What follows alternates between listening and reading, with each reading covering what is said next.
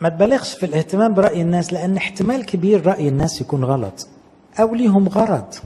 فلو فضلت تقول رأي الناس زيادة أنت معذب روحك.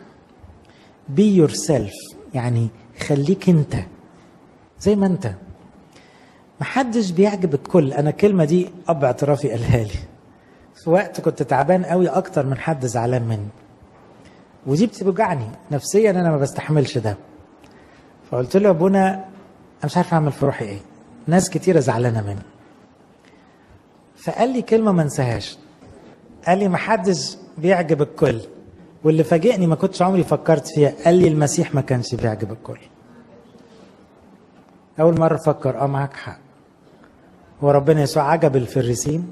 عجب رؤساء الكهنة؟ لا، ما عجبش ناس كتير على فكرة. ليه؟ لأنه صح، بس هو مش عشان يعجب، كان بيغير في نفسه.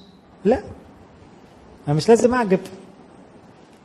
فهنا برضو دي اكتشف الطفل اللي جواك، خلاص مش لازم تعجب كل الناس وترضي كل الناس، ما تعذبش روحك كتير. خلي رأيك في نفسك أقرب لرأي ربنا فيك.